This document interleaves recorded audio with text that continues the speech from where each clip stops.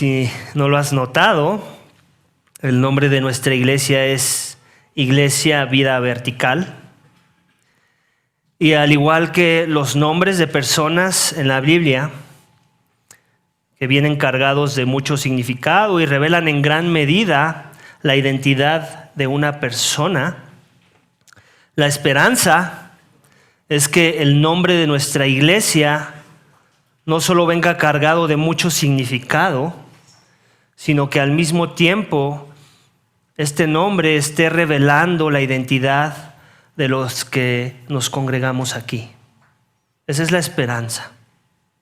La palabra vertical tiene que ver con la idea del enfoque de nuestra adoración, la cual es vertical porque entendemos que primeramente se trata de Dios, quien tiene su morada en los cielos. Una adoración centrada en la revelación misma que Dios nos da en su palabra, la cual nos guía a pensar en la persona de Dios de una manera correcta, lo que Él es, cómo es que nos ve y lo que ha hecho por nosotros.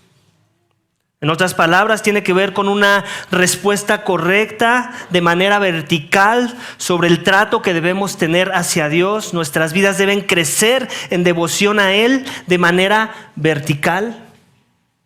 La palabra vida tiene que ver con dos aspectos.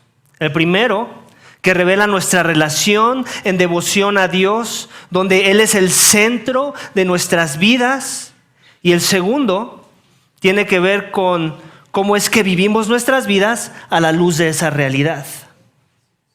Donde el impacto de tener una vida que se alinea a la voluntad de Dios se ve reflejado en el impacto que mi vida tenga hacia otros en un ámbito horizontal, con mis semejantes, en los diversos círculos en los cuales nos desenvolvemos en esta vida.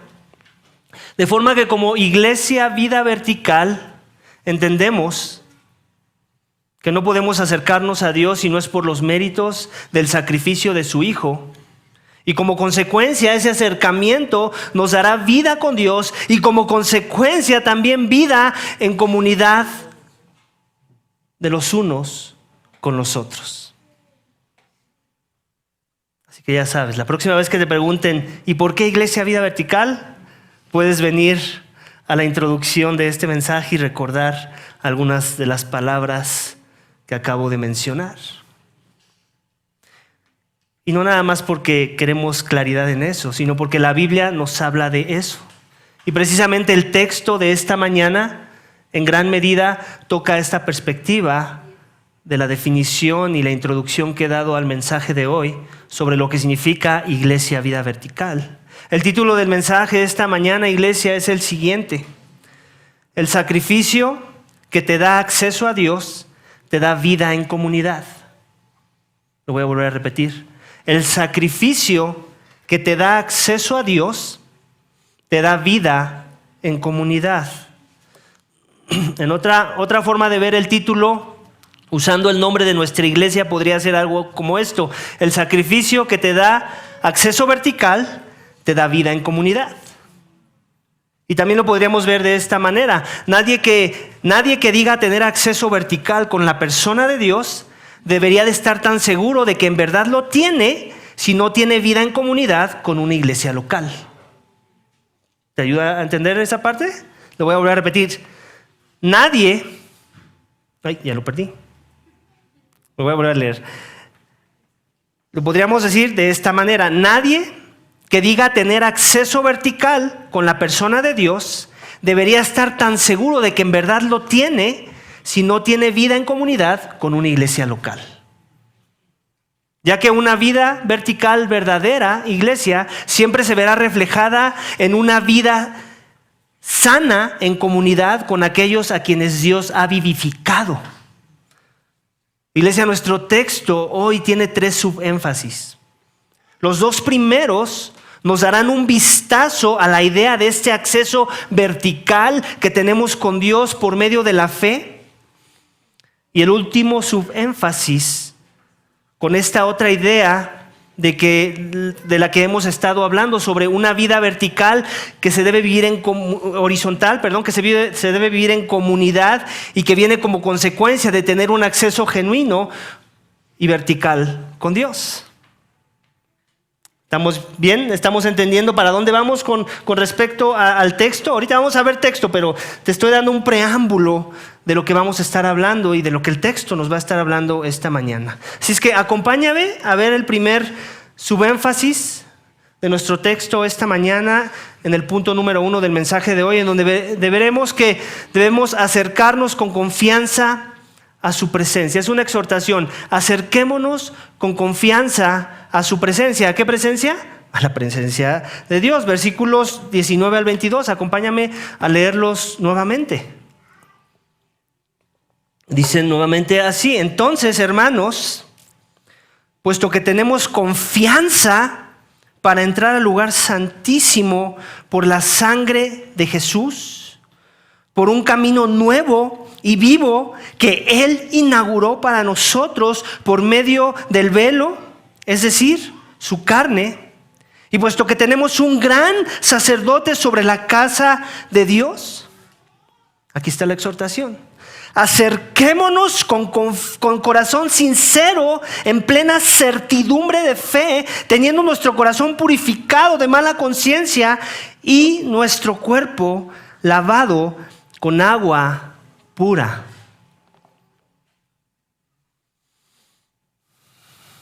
Alguna vez ya mencioné en algún sermón, me gustaría volver a usar esa ilustración de cómo es que en la primaria yo tenía la bendición de que mi mamá era maestra de la primaria en la que yo estudiaba. Y si algo intimida a un niño en la primaria, ¿cierto o no? Es la dirección.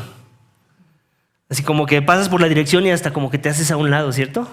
No vaya a ser que te vaya a decir algo el director o alguno de los administrativos de ese lugar. Y no es un lugar que te invita a entrar.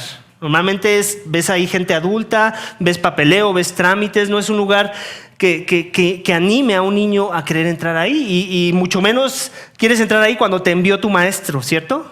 Porque seguramente no estabas haciendo lo correcto en el salón o hiciste alguna travesura. ¿Y cuál era el castigo muchas de las veces? A la dirección, ¿cierto? Y ahí sabías que las cosas no iban a ir muy bien, ¿no? Y era la consecuencia de tus actos, ¿no? Pero en mi caso, bueno, aunque me llegó a pasar así, me llegaron a enviar a la dirección porque no era el estudiante modelo, ¿no? O en otras ocasiones yo entraba a la dirección y sentía una confianza. Pero ¿sabes qué era lo que me daba la confianza? No que no le tenía miedo al director o no que me invitara mucho el lugar a entrar, sino que yo veía a mi mamá que estaba allá adentro tratando algún asunto y yo entraba como en mi casa y saludaba al director y a las secretarias y no pasaba nada. Sentía la confianza de estar ahí sin ningún temor a que me fueran a echar de ahí, porque yo sabía que lo que respaldaba mi acceso era la persona que estaba presente en ese lugar, que en ese caso era mi mamá. De otra manera, ese lugar sería igual de intimidante como para cualquiera de mis compañeros, ¿cierto? Entonces era el acceso que me daba por la influencia, si lo quieres ver así, de la persona que se encontraba en la dirección en ese momento. ¿Y por qué te platico todo esto? Pues porque básicamente el texto nos habla de esa misma idea, de la confianza con la que nos deberíamos de acercar al lugar santísimo, donde mora la presencia misma de Dios, no porque no sea un lugar intimidante, no porque no sea un lugar que nos transmita cierto perímetro de tener mucho cuidado, sino más bien porque por la influencia y por los méritos de aquel que ya fue un precursor. ¿Recuerdas que ya vimos esa palabra? ¿Quién fue nuestro precursor que entró a ese lugar santísimo? Cristo mismo. Por los méritos de Él y porque Él ya entró primero, como respaldando nuestro acceso, entonces podemos acercarnos con confianza. ¿A quién? A la presencia misma de Dios. Si te das cuenta en el texto, seguimos viendo lenguaje levítico. Seguimos viendo esta idea de sacrificio, en donde la diferencia ahora es que es el sacrificio de Cristo el que nos respalda. Su sacrificio nos respalda. Por eso es que nos acercamos. De la misma forma que por eso yo me acercaba con toda la confianza a la dirección y hasta saludaba al director. Por la persona de influencia que me daba el acceso. Y así sigue siendo, pero con Dios, mejorado. No una dirección, no un lugar meramente humano en donde hay un nivel de autoridad muy alto, sino en el nivel de autoridad más alto, de la presencia de la majestad del que es en verdad la autoridad suprema, y es Dios mismo. El autor de los Hebreos quiere, cristiano, esta mañana que tú y yo veamos a Dios no como alguien de quien nos tenemos que alejar, a quien tenemos que tener miedo de entrar a su presencia. El autor de los Hebreos se quiere asegurar que tú y yo, si en verdad somos de Cristo, entendemos que podemos tener el acceso a la presencia de Dios, y no cualquier tipo de acceso, no como alguien que atientas, ¿no? Como que cuando entras a un lugar y en verdad no tienes esa confianza, hasta como que dudas, ¿no? ¿Entro o no entro? Como que te escondes, como que buscas entrar con alguien más, ¿no? Para ya no sentirte raro en el acceso a ese lugar. Aquí sí entramos con alguien más. Y no hay por qué sentirnos raros, porque ya alguien entró como un precursor. Y ahora la invitación del autor de los Hebreos es que tú y yo tengamos la misma confianza que tendrías si tu mamá fuera maestra y entrara a la oficina del director, y entonces sabes que puedes entrar a ese lugar, porque tu mamá está ahí. Algo mejor que mi mamá tenemos, iglesia. Tenemos a Cristo y su sacrificio nos respalda. Y de eso habla el texto. Dice, entonces, hermanos, ¿eres iglesia? Te está hablando a ti. Hermanos, puesto que tenemos confianza, ¿te das cuenta? Ya está asumiendo que entiendes estas cosas el autor de los Hebreos. Puesto que tenemos confianza, ¿en base a qué? A todo lo que ya dijo antes. Sigue siendo una conexión de todo lo que ya se habló. Puesto que esa es una verdad, entonces tenemos confianza para entrar ¿a dónde? Al lugar santísimo. ¿Por qué? Por la sangre de Jesús. No por tus méritos, no por tu cara bonita, no porque lees tu Biblia todas las mañanas, no porque oras más que un musulmán, más de 5 veces al día. ¿Por qué es el acceso, iglesia? El texto lo dice. ¿Por qué es? Por la sangre. Si tú y yo tenemos acceso esta mañana a Dios, no es por nada que tú hayas hecho, estés haciendo o vayas a hacer mañana. Es por la sangre de Cristo. Esa sangre te respalda de ese sacrificio que Él hizo, donde Él entró y se entregó a sí mismo como sacrificio santo y acepto delante de Dios. De forma que tú y yo somos beneficiarios de ese acto, de ese sacrificio. De tal forma que podemos entrar con confianza porque su sangre fue derramada ahí en ese lugar. Él no vino a presentar nuestras obras, Él no vino a presentarnos medio, mira, ya se ve mejor Omar, mira, Padre, cómo que ya no peca tanto, mira cómo ya no es tan mentiroso, cómo ya no es tan mal pensado. Ese no es el argumento que Cristo da. Cristo se da a sí mismo derramando su sangre. ¿Recuerdas los sacerdotes del Antiguo Testamento que tenían para poder entrar ahí el sumo sacerdote al lugar santísimo? Una vez al año, ¿qué tenía que ocurrir? Derramamiento de sangre. Tenía que ofrecer el sacrificio correcto, primeramente por sus pecados, después por los pecados del pueblo, y después tenía que rociar la sangre en el propiciatorio.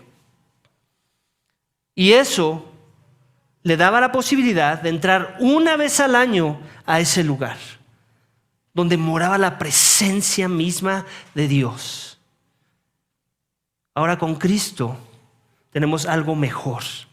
El autor de los Hebreos quiere seguir trayendo ese contraste. Cristo es mejor. ¿Por qué? ¿Y por qué podemos entrar con la confianza de no caer muertos como les sucedía a ellos si hacían algo mal? Si no hacían según las reglas y lo establecido. ¿Por qué podemos tener esa confianza de saber que no vamos a caer muertos? Porque el sacrificio es mejor. Porque no fue un animal lo que se sacrificó. Fue Cristo mismo, el Hijo de Dios, la deidad encarnada que tomó forma de siervo y que fue hasta la muerte de cruz. Entonces es por eso, iglesia, que debemos acercarnos a Dios con confianza por este sacrificio, por esta sangre, por un camino nuevo y vivo que Cristo inauguró para nosotros por medio de ¿qué? Del velo. ¿Quién inauguró este sacrificio? Dios mismo. ¿Por medio de qué? Del velo. ¿De qué velo está hablando? Otra vez alusiones al Antiguo Testamento. ¿Recuerdas? El lugar santo era separado por una cortina del lugar santísimo. Para poder entrar ahí tenía que haber sacrificio. Solo el sumo sacerdote podía entrar. Y aquí lo que está diciendo es que es un camino nuevo y vivo. Acuérdate, el otro era la sombra y Cristo es la figura. Lo otro era lo que anticipaba a Cristo y ahora ya tenemos el verdadero sacrificio, a lo que apuntaban esos sacrificios. Entonces dice eso, dice por medio del velo. ¿Recuerdas cuando Cristo fue crucificado? ¿Qué nos dicen los evangelios? ¿Qué fue lo que pasó? Una vez que él le entregó su alma, ¿qué fue lo que sucedió con el velo del templo? Se rompió, se rasgó. Como una forma de anunciar que ya no más velo, ya no más sacrificios, ya no más una separación entre el lugar santo y el lugar santísimo. Ya hay acceso directo a la presencia de Dios porque ese sacrificio fue bienvenido, ese sacrificio fue recibido, ese sacrificio fue bien visto, ese sacrificio fue aceptado. El sacrificio de Cristo es suficiente. Y por eso es que podemos entrar a la presencia de Dios a través de los méritos de Cristo, no de tus méritos, no de los míos. Por el derramamiento de su sangre, no por tus buenas obras. ¿Quedó claro esa parte, iglesia? ¿Estamos en la misma página? ¿Te trae gozo esto? ¿Te da confianza esto? Porque últimamente si tú entiendes todas estas cosas y no te vas de aquí con la confianza de saber que tienes ese nivel de acceso a ese nivel, de balde está que entiendas todo lo demás. Puesto que tenemos un gran sacerdote sobre la casa de Dios. Bueno, antes dice, es decir, su carne, que está haciendo alusión al hecho de que su carne tuvo que ser puesta ¿a qué? A vituperio, como un sacrificio de muerte para que saliera esa sangre, ¿cierto? Ya no más un sacrificio de animales, el sacrificio del Cordero de Dios que quita los pecados del mundo. Un cuerpo que tuvo que ser machacado por tu pecado, por mi pecado, iglesia. Ese es el Evangelio. Ese es el Evangelio. Que tú y yo merecíamos ser machacados, desechados, condenados, destruidos, juzgados, despreciados por Dios, porque no le hemos glorificado como Él es digno de ser glorificado. Hey niños, y no importa si tus papás son cristianos o si han sido cristianos desde que tú tienes conocimiento y de las cosas, tú necesitas ese sacrificio también. No importa si tu papá es pastor, tú necesitas ese sacrificio.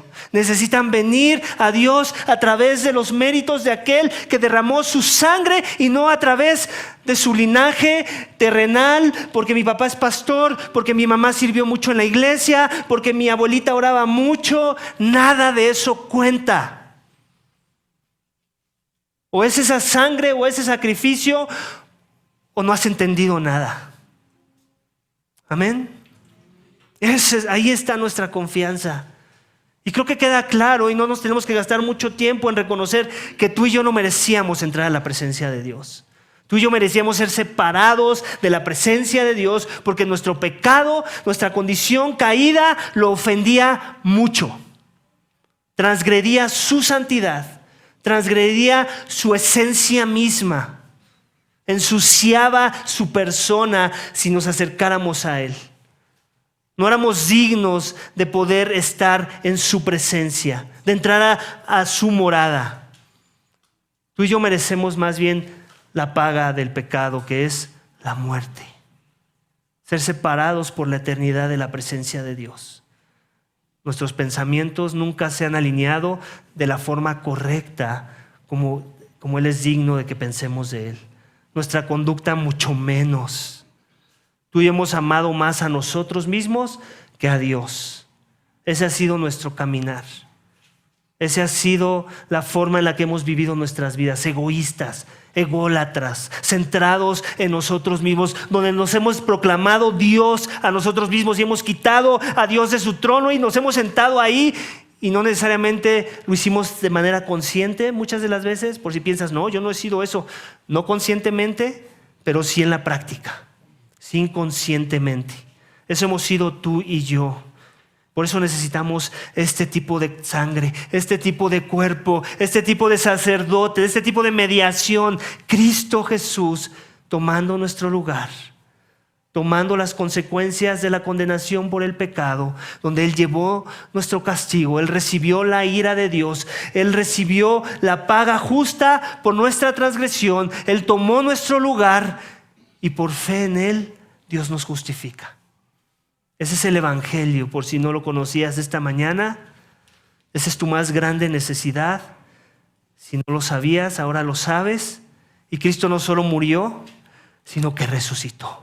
Ese cuerpo que fue machacado, ese cuerpo que fue molido por nuestras transgresiones, ese cuerpo que fue herido por nuestra iniquidad, fue resucitado al tercer día, como una demostración de que ese sacrificio fue acepto delante de los ojos de Dios, como una demostración de la verdad de las palabras de Cristo, donde Él dijo que Él era la verdad y la vida, y su cuerpo no se podía quedar ahí. En el poder del Santo Espíritu de Dios, Él fue resucitado. 3 días pasaron de su muerte y después vino a la vida. Su cuerpo, ese cuerpo que Él tomó, en el cual se encarnó para tomar la maldición del pecado sobre Él mismo, resucitó.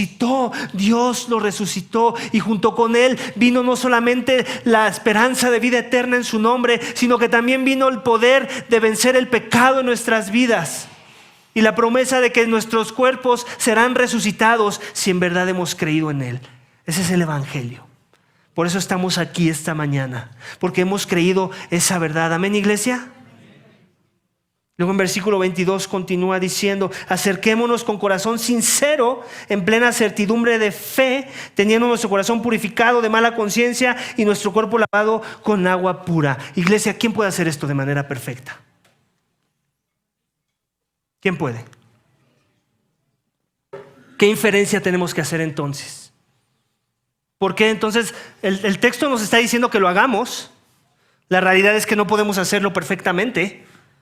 ¿Quién puede decir esta mañana yo me acerco a Dios con corazón sincero, certidumbre de fe, teniendo un corazón purificado de mala conciencia y cuerpos lavados de agua pura? ¿Quién puede decir yo no pequé hoy o no pequé en la semana?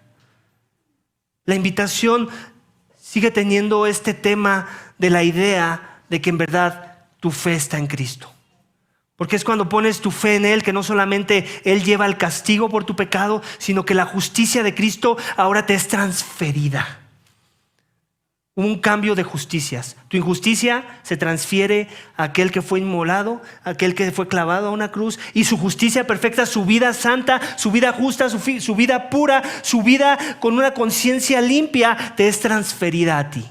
Y es así como Dios te ve. Entonces te puedes acercar con confianza, no porque lo hiciste mejor que ayer, no porque lo harás mejor mañana, sino por la santidad que Cristo te imputa, por la fe en su nombre, que tú te puedes acercar con este nivel de conciencia, con este nivel de santidad. Es la santidad de Cristo la que se es tomada en cuenta para que te acerques con confianza a Dios. Si piensas que es tu justicia, tu santidad, adivina qué, nunca vas a obedecer esto. ¿Quién puede entrar con la confianza de su buena conducta, de su propia justicia? Aún después de Cristo, quiero aclarar, aún después de Cristo sigue habiendo flaqueza, ¿cierto? Sigue habiendo debilidad, se siguen desviando los corazones, seguimos queriendo entretener los ídolos del corazón. Necesitamos algo mejor que tu santificación. Necesitamos a Cristo mismo, su justicia, su santidad, su perfección. Y por eso me acerco con confianza a Él, amén. De eso está hablando, de esa conciencia limpia, de ese corazón purificado, por cómo ya te ve Dios con respecto a que te asocia con tu Hijo por medio de la fe. Amén. De eso estamos hablando. Entonces, iglesia, ¿eso te da confianza? ¿En verdad crees que tienes un cuerpo lavado con agua pura? El lenguaje levítico, ¿recuerdas el Levítico? ¿Qué tenían que hacer? Rituales, sacrificios, temas de rituales de purificación con agua. ¿Por qué? Porque la idea era eso: eres sucio, necesitas limpiarte, necesitas tener una presentación correcta delante de la presencia de Dios. Pero al final, ¿qué nos dice Hebreos? Los sacrificios de animales no eran suficientes y tampoco las purificaciones eran suficientes. Nada era suficiente. Necesitábamos un mejor sacrificio, con un mejor sacerdocio, con mejores promesas, con un mejor pacto. Y ese es Cristo. Amén, iglesia. Así que entremos con confianza a la presencia de Dios.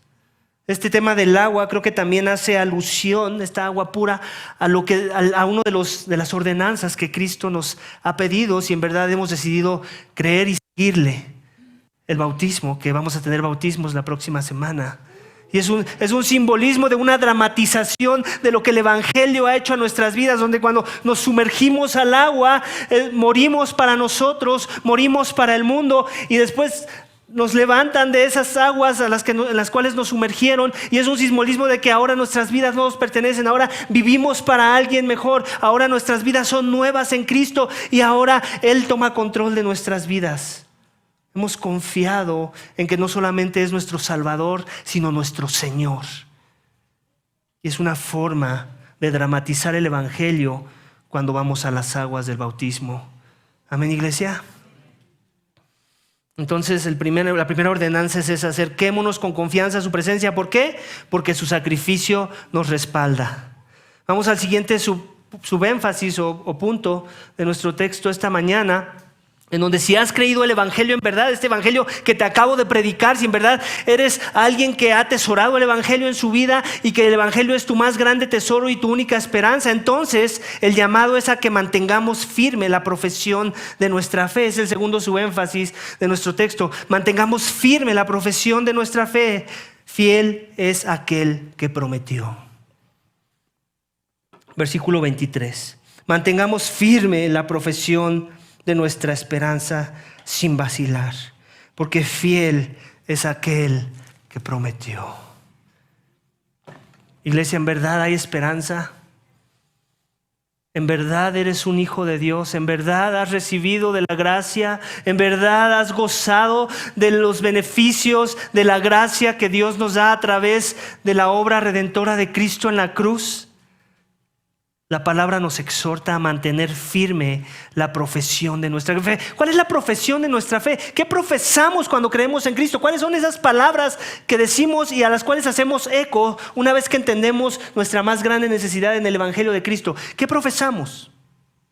Son dos palabras. ¿Que Cristo es quién? Nuestro Señor y nuestro... Esa es la profesión de nuestra fe.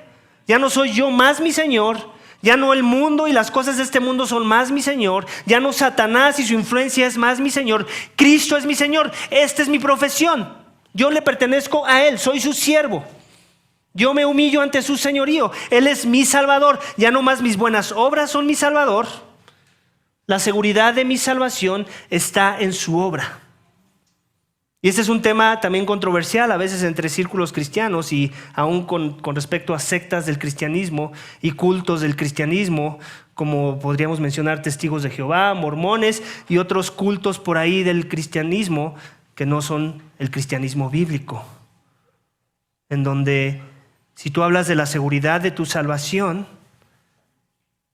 es mucho problema para ellos. De hecho, es como un acto de orgullo el que tú le digas a una persona: si muero hoy, yo voy al cielo, con esa certeza, con esa confianza, con esa certidumbre de fe. Para muchos es una declaración de arrogancia. Pero la Biblia no enseña eso. La Biblia no enseña que no tengamos confianza. La Biblia no enseña que tengamos miedo de hacer esa declaración y de tener esa certeza y esa convicción de lo que va a suceder si muero hoy. Si me da un paro cardíaco hoy aquí mientras les predico, iglesia, yo me voy al cielo. ¿Sabes por qué? No por algo que yo haya hecho, sino porque mi profesión de fe, mi esperanza está puesta en esa declaración Que no nada más se quedó en una declaración, porque a veces también ese es el engaño. Yo ya confesé a Cristo, yo ya hice mi oración y entonces yo ya soy salvo. Si Dios te da la oportunidad y no estás clavado al lado de Cristo en una cruz, como para no poderte ni bautizar o congregarte, Dios te va a dar frutos dignos de arrepentimiento, los cuales Él preparó de antemano para que andemos en ellos. Y va a haber una transformación, una nueva criatura en Cristo. ¿Pero eso qué es? ¿El Evangelio? El Evangelio es que debemos amar a Dios con todo nuestro corazón, alma, mente y fuerza, y a nuestro prójimo como a nosotros mismos. ¿Ese es el Evangelio? ¿Amén? Ese no es el Evangelio, amén. Esa es la consecuencia del Evangelio, la implicación de que he creído ese Evangelio. Ahora me esfuerzo, ahora esa es mi dirección, ahora esa es la meta. Pero el Evangelio es Cristo y solo Cristo, solo su obra. Tengo que mantener firme esa profesión de mi esperanza. Lo voy a volver a leer. Mantengamos, esta es una exhortación, ¿te das cuenta? Mantengamos, primeramente tengamos confianza. Esa es la primera exhortación del día. La segunda es mantengamos firme la profesión de nuestra esperanza, que Cristo es nuestro Señor, que Cristo es nuestro Salvador, sin vacilar, o sea, sin juegos, sin rodeos, sin estarnos haciendo los tontos, ¿ok? No nos hagamos tontos. ¿En verdad has creído en Cristo? En verdad, entonces vienen implicaciones. Vienen cosas que hay que hacer. Lo más fácil va a ser que te mojes en las aguas del bautismo. Después viene de verdad la batalla. ¿Ok? Entonces es lo que está diciendo. Mantengamos firme la profesión de nuestra esperanza sin vacilar. No nos hagamos tontos, porque fiel es aquel que prometió. Entonces, ¿cómo es que puedo tener la certeza de que me voy a mantener firme en esa esperanza? ¿Por mi fidelidad? Por aquel que lo prometió. Si en verdad soy de Cristo, mi certeza está en lo que Él ya hizo, en lo que Él dice que va a traer como consecuencia el que yo haya creído. Por eso me mantengo firme, por las promesas que Él ya hizo de la efectividad de su sacrificio. Ahí está mi esperanza. No cambia, iglesia. No pienses que ahora son mis obras. Ese fue el problema de los Gálatas, que iniciaron con el Espíritu, iniciaron haciendo esa profesión de fe y después que pensaron, hay que circuncidarnos, hay que hacer esto, hay que guardar las dietas, hay que hacer lo otro. Nada de eso, iglesia. Es Cristo y solo Cristo, amén. No por nuestros méritos propios, sino por su promesa. No por nuestra fe, sino por el objeto de nuestra fe. Esto es bien importante. No es por tu fe, no es porque tu fe hoy vino bien animada, muy apasionada, como vimos la semana pasada. No es por eso. ¿Queremos cristianos apasionados? Sí. ¿Pero es eso porque puedes mantener firme la profesión de tu esperanza? No. Es por el objeto de nuestra fe. Porque Él es el que prometió. No porque tú fuiste muy fiel, sino porque Él es el fiel de fieles, el que nunca falló. Su sacrificio es suficiente, su promesa es suficiente, sus palabras son suficientes. ¿Amén, iglesia? Entonces hay dos llamados, ya tuvimos dos llamados: acercarnos con confianza, mantenernos firmes en la profesión de fe. Pero ahora, ¿cómo luce eso? ¿Cómo luce mantenerme firme? Porque suena muy así como que muy general, ¿no? Sí, mantenernos firmes, sí. Primero que nada, creyendo el Evangelio todo el tiempo y poniéndolo todo el tiempo por sobre todas las cosas enfrente. No pensando ni por un momento que lo puedes echar a un lado para después tú hacer algo. No, el Evangelio es lo que te respalda, sobre el cual estás sostenido. Es lo que te fortalece, lo que te da vida, lo que te justifica, lo que te declara justo delante de Dios, lo que te da acceso a su presencia. Pero también esto de mantenernos firmes en nuestra profesión de fe se ve implícito de manera horizontal. Va a haber consecuencias del Evangelio, que eso ya es la consecuencia de algo. Es como resultado de haber creído, de que en verdad mi confianza está en eso. Y para eso necesitamos a la iglesia. Y esa es la última sección de nuestro texto esta mañana. La iglesia, Dios la diseñó para mantener firme la profesión de nuestra esperanza, iglesia. Versículos 24 al 25. Acompáñame a leerlos juntos, por favor. Consideremos cómo estimularnos unos a otros al amor y a las buenas obras, no dejando de congregarnos como algunos tienen por costumbre, sino exhortándonos unos a otros, y mucho más al ver que el día se acerca. Iglesia, tengo 15 años, voy a cumplir 15 años como cristiano, desde que Dios tuvo misericordia y me salvó. Y nunca en mis 15 años de analizar el cristianismo y a los cristianos, incluyéndome a mí, he conocido un cristiano maduro que no vive su fe en comunidad. Todos los cristianos maduros que he conocido en 15 años son aquellos que viven su fe en comunidad. ¿Te pasa igual? ¿Has hecho ese análisis? ¿O tú sí has encontrado a alguien así, esa excepción? Me atrevo a decir que no. Y si piensas que es posible, es porque seguramente tú también eres un cristiano inmaduro. Un cristiano maduro sin iglesia es un oxímoron. ¿Alguna vez has escuchado esa palabra, oxímoron? Es algo inconcebible en la realidad, es como una contrariedad. Mira a ese cristiano maduro pero que no tiene iglesia local. Mira a ese cristiano maduro pero que no camina con una comunidad de fe. Eso es un oxímoron, es una contrariedad, es como una ridiculez, vamos. Eso no existe desde la perspectiva de Dios. Creer algo así sería como contradecir la posición de la Escritura que acabamos de leer, pues esta básicamente describe el proceso para poder vivir el punto anterior, para poder mantenerme firme en mi profesión de mi esperanza. Iglesia, cuando Dios te salvó en un proyecto en comunidad. No para que vayas por la vida solo, no para que seas un llanero solitario pensando que tú y tu Biblia son suficientes, que tú y tu oración son suficientes, que tú y tus devocionales familiares son suficientes. No es suficiente. Necesitas al cuerpo de Cristo que es la iglesia. Amén. Así que ese es el último subénfasis de nuestro texto esta mañana. Vivamos nuestra fe en comunidad. Vida vertical. Vivámosla en comunidad. Para eso Dios nos salvó, para vivir en comunidad, para que en la forma en la que la vivimos en comunidad, el mundo pueda ver que Cristo fue enviado. En la forma en la que nos amamos los unos a los otros, entonces podamos ser testigos visuales ante el mundo, que cuando ellos vean cómo interactuamos tú y yo, digan, wow, creo que este Dios, el cual le he tratado de negar toda mi vida, sí es real. Sí transforma los corazones de piedra a corazones que palpitan en adoración y en devoción a Dios.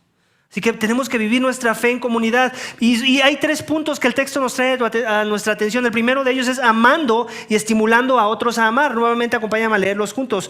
Dice, consideremos cómo estimularnos unos a otros al amor y a las buenas obras. Entonces, ¿cuál es el primer énfasis de la exhortación? Al amor. Entonces, aquí yo en mi punto le puse amando y estimulando a otros. ¿Por qué? Porque a veces es muy fácil decirle a la gente, hey, tú, ama. Hey, tú por acá, ama. Y es bien fácil decir amar, ¿cierto? O sea, dar esa exhortación. Pero para que yo tenga autoridad de poder decir algo así, ¿qué necesito hacer primero? Amar, dar el ejemplo. Es muy fácil ser legalista y poner cargas sobre los demás. Eso era lo que hacían muy bien los fariseos. Y por eso Cristo les decía, hagan lo que ellos hacen, les dicen que hagan, pero no los imiten. Porque ellos no lo hacen.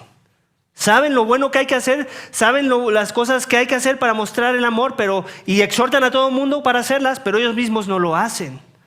Entonces, el primer llamado de vivir en comunidad, iglesia, esta fe, es que consideremos estimularnos. ¿Te das cuenta esta idea de la estimulación? ¿Qué quiere decir? Que no va a ser fácil, ¿cierto? Cuando un miembro está adormecido, cuando un miembro pasó de muerte a vida, viene entumecido, ¿cierto? De uno de nuestros cuerpos, ¿no? Asumiendo que tenía yo problemas de una pierna. Entonces, ¿qué tengo que hacer? Como que estimularla, ¿cierto? Como que aflojar los músculos ahí, los nudos que se hicieron por causa del pecado. Y conforme más estimulo mi cuerpo, ¿qué va a pasar? Va a haber más movilidad, ¿cierto? Y entonces ahora sí voy a poder, el miembro que esté yo estimulando va a poder funcionar de una manera correcta. Los masajes, ¿cierto? Muchas veces te sientes tenso por alguna herida, por algún mal uso que hiciste de tu miembro. Y entonces, ¿qué necesitas? Estimulación. Vas con el quiropráctico, vas con el huesero o con quien sea que te funciona. ¿Y qué es lo que provoca en ti? Pues más movilidad, ¿cierto? Entonces, te tienes que estimular al amor. ¿Qué quiere decir? Que no es nada más una vez. Que no nada más es cuando ves que la falta de amor de alguien más te ofende. Porque muchas veces ahí sí es cuando no tenemos problema al estimular el amor, ¿cierto? No, ya me colmó el vaso, ahora sí le voy a ir a decir que ame.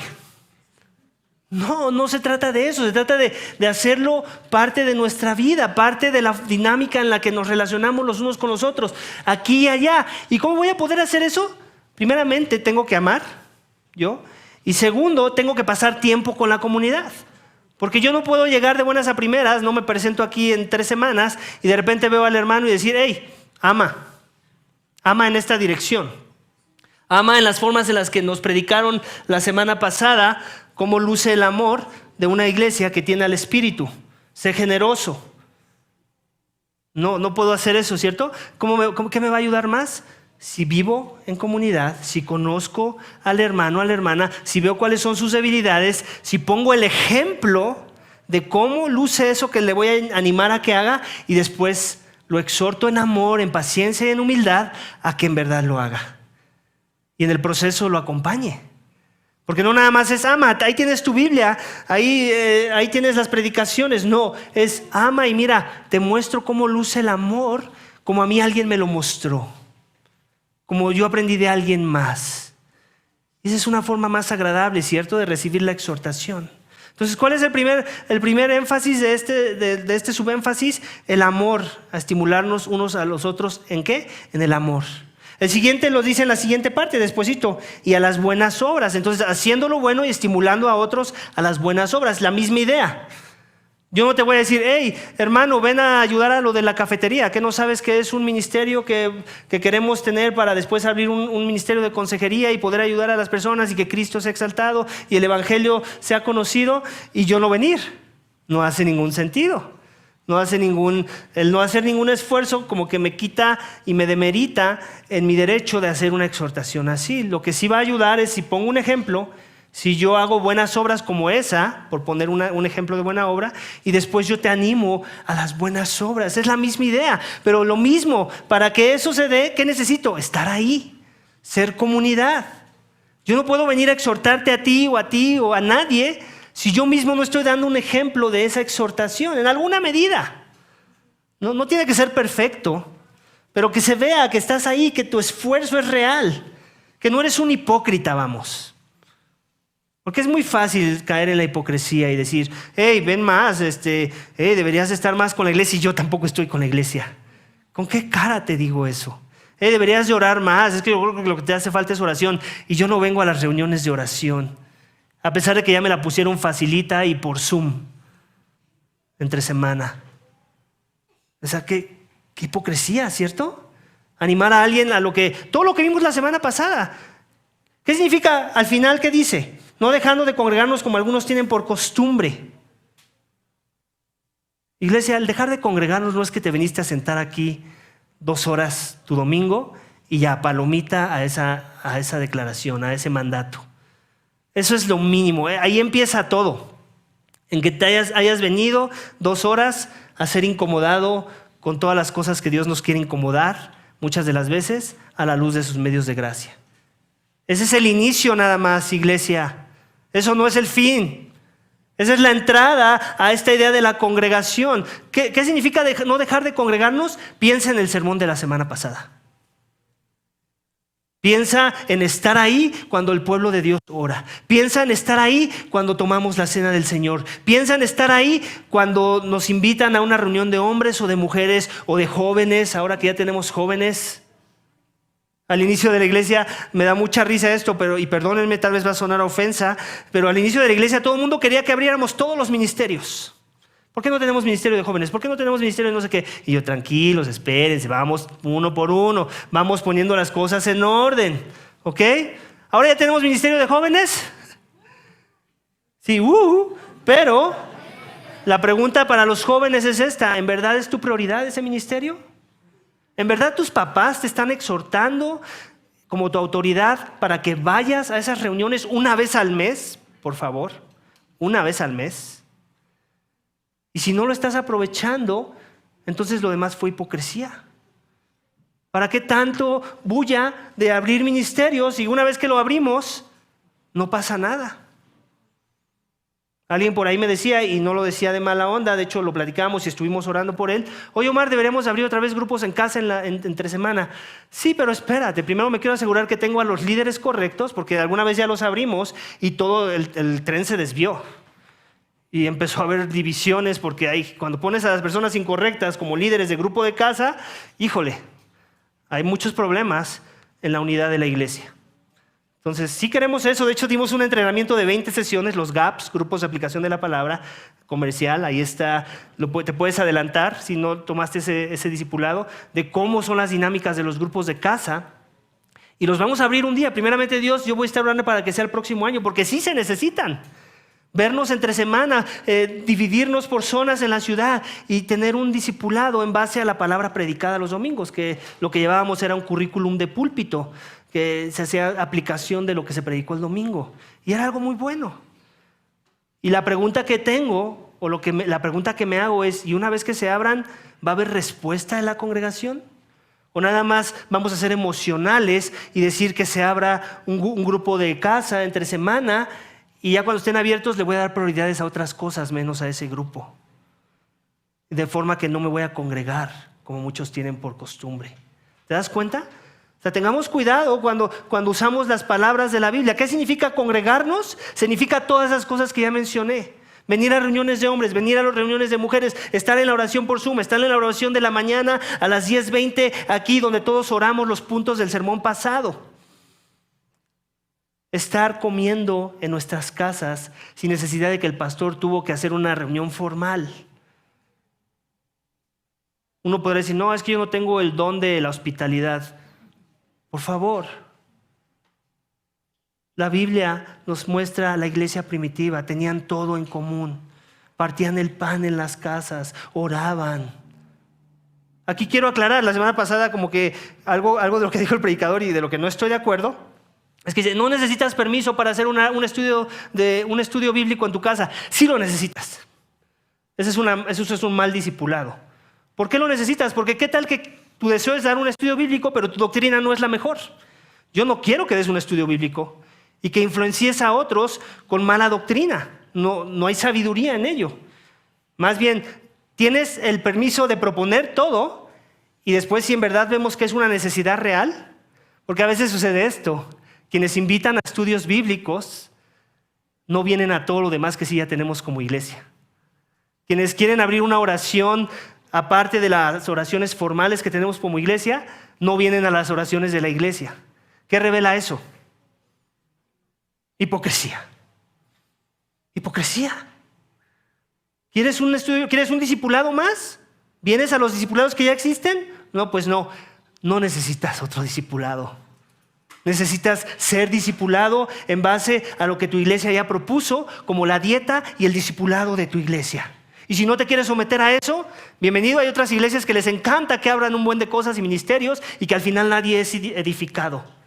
¿Por qué? Porque no hay orden, porque no hay filtros, porque no se está evaluando, porque no se está identificando, porque no se está poniendo altos y se están callando las bocas, que también es parte del llamado. Hay bocas que hay que callar a veces. Tú no puedes ser de influencia. Por cierto, quiero que todos seamos de influencia, quiero aclarar. No pienses que soy un controlador. No soy ese tipo de líderes. En verdad quiero que cada uno de los miembros de la iglesia sean de influencia, pero ¿de qué depende que queramos que te demos plataformas de influencia?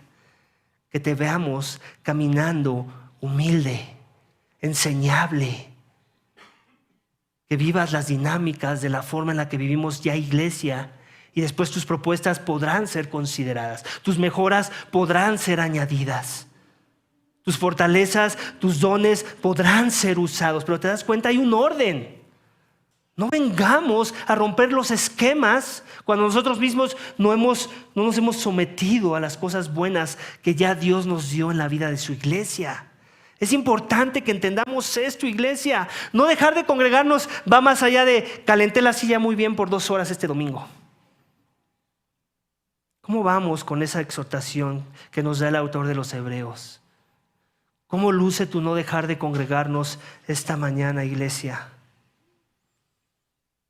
Iglesia, la Escritura enseña que Dios preparó de antemano esas obras para que anduviésemos en ellas.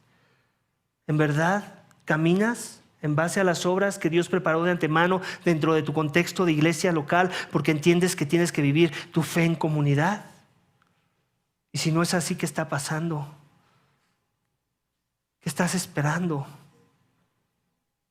Por último, iglesia, uno de los subénfasis del último punto es anticipando su regreso.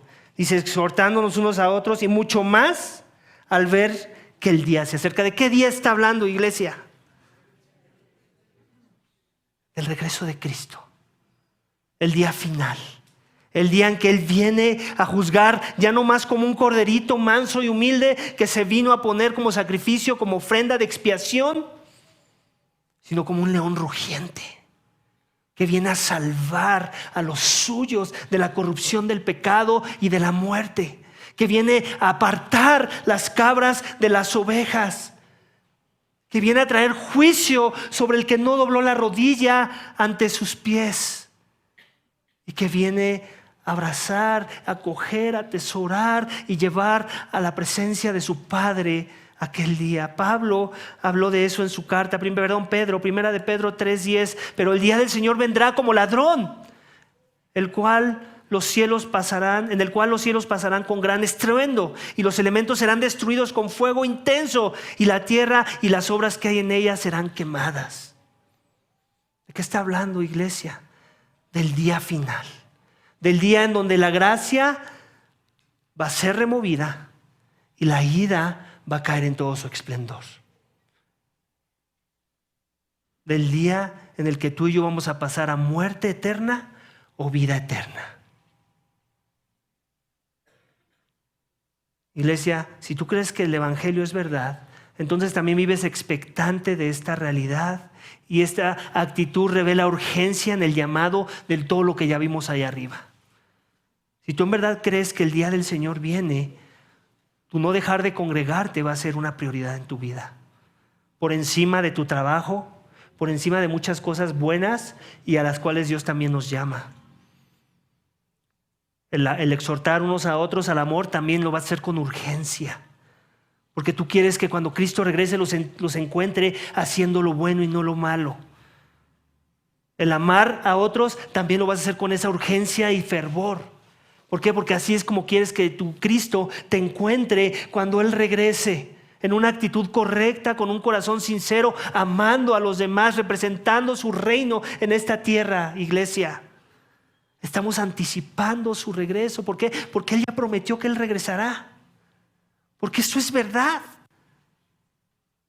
Obviamente ellos hablaban de esta idea de que no falta mucho, porque ellos ya tienen una perspectiva eterna. Y a esas palabras deberíamos seguir haciendo eco tú y yo. No falta mucho, como si mañana fuera a ser ese día. ¿Por qué? Porque si entiendo así las cosas, entonces en esa misma actitud voy a querer vivir las implicaciones de haber creído. Porque si pienso, faltan como 80 años, para entonces yo ya morí, si es que Dios me da otros 20 de vida, entonces ¿qué hace eso? ¿Qué actitud va a revelar en mí? Pasividad, conformismo, tibieza de corazón. Pero si vivo con una perspectiva correcta de decir, ¿y si Cristo viene mañana? ¿Cómo me quiero encontrar yo a la luz de esa realidad? ¿Viviendo en fidelidad? ¿Animando? ¿Exhortando? ¿Haciendo buenas obras? Iglesia, buenas obras no paramos por ellas. Tenemos el proyecto de la cafetería que vamos a abrir al público para abrir un centro de consejería bíblica gratuito para la comunidad. Estamos yendo a las cárceles. Se nos acaba de abrir la puerta en un centro de adicciones que tenemos aquí a 10 minutos caminando, donde hay ahorita 24 personas, varones, 4 mujeres, y que están atentos, están sedientos por la palabra. Queremos hacer talleres, no nada más llevarle palabra, talleres que les ayuden a ellos a tener un enfoque diferente a la adicción que tenían. ¿Cuántos quieren ser parte de esos talleres? ¿Cuántos van a querer seguir apoyando a la obra en el ministerio de cárcel? Y cosas que salen entre nosotros, necesidades. ¿Estamos pendientes de estar en esa actitud de buena obra o es así de, ay Omar, otra cosa más, ya no puedo más? Cuidado, no estoy diciendo que todos tienen que ser parte de todo al mismo tiempo. Lo que estoy diciendo, salió esto por acá, ¿quién dice yo? Salió esto por acá, ¿quién dice yo? Según tus dones, según tu llamado, según tu deseo. Hay deseos para todos. Y si nada te acomoda, entonces hay un problema. Seguramente puede ser hasta salvación misma. Si nada te complace de las cosas que Dios nos abre como oportunidades para las buenas obras, para mostrar el amor de Cristo, hay un problema en tu corazón. Y tal vez es falta de fe, incredulidad. Y el llamado sigue siendo el mismo. Arrepiéntete, arrepiéntete y cree en el Evangelio. Cree en aquel que puede levantar a los muertos y te puede dar vida en su nombre.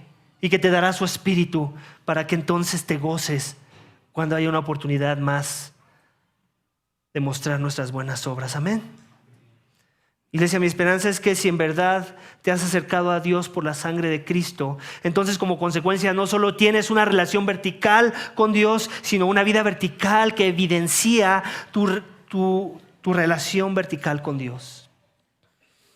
Que la vida en comunidad, iglesia, sea tan evidente en la forma en la que vives tu fe, que cualquiera que te vea no tenga la menor duda de que mantienes firme la profesión de tu esperanza, debido a que te vemos perseverando en ella en comunidad, porque entendiste que el sacrificio que te da acceso a Dios te da vida en comunidad. Vamos a orar para que Dios nos dé la gracia de vivir a la luz de las verdades que hemos encontrado en su palabra. Amén. Padre, te damos gracias por tu palabra. Gracias porque nos da vida. Gracias porque nos alinea la perspectiva correcta de las cosas.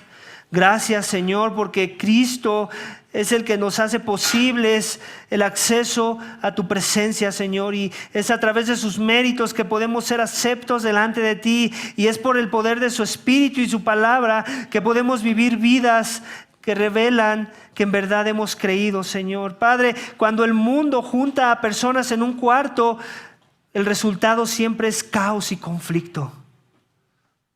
Pero cuando tú juntas a tus hijos, aquellos que has dado tu espíritu y tu palabra en un cuarto como este, el resultado siempre tendría que ser buenas obras. Amor, humildad, compañerismo, devoción a ti y amor por el prójimo. Señor, si somos tus hijos, Señor, no permitas que pensemos que ya hemos hecho lo suficiente. De antemano sabemos que no ganaremos la salvación por nuestras obras, pero el que es salvo obra. El que es salvo en verdad vive una vida que revela devoción, amor, buenas obras. Ayúdanos, Señor, a hacer esa comunidad, a no ser meros religiosos que vienen y se aprenden algunos versículos de memoria y después los recitan por ahí y no viven las implicaciones de lo que esos versículos significan. No viven con la firmeza y con la confianza de que tenemos acceso a tu presencia. No viven y no mantienen firme su esperanza, la convicción de esa fe que los salvó, y no representan el Evangelio en la forma en la que tú esperas que lo representen si en verdad son tu pueblo. Señor, perdónanos por todas las veces que hemos sido hostiles, que hemos sido apáticos, que no hemos entendido, que hemos querido hacer las cosas a nuestra manera. Ayúdanos, Señor, a someternos a tu Señorío. Que si en verdad eres nuestro Señor, entonces vivamos las implicaciones de lo que aprendimos hoy, Señor. Que queramos congregarnos y no dejar de congregarnos, y no nada más en una forma religiosa, Señor. Que en verdad la iglesia se convierta en nuestra segunda casa, el centro y a través del cual gira todo lo demás, Señor. Porque ahí estás tú, porque ahí mora la presencia de tu Espíritu, porque es el cuerpo del cual Cristo es la cabeza, Señor. Ayúdanos a ver a la iglesia muy alta, a exaltarla, no porque sea digna de ser exaltada, sino porque tú la haces digna por los méritos de Cristo. A tener una eclesiología sana, en una manera de vivir sana que revela que en verdad hemos creído, Señor. Y perdona nuestras deficiencias. Síguenos puliendo aún a través de la disciplina misma, si es necesario, Señor, con tal de vivir de una manera digna del llamado que has hecho para nuestras vidas.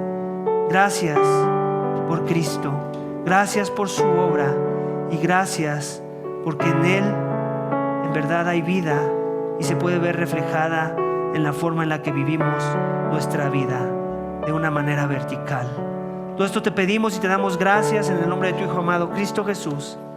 Amén.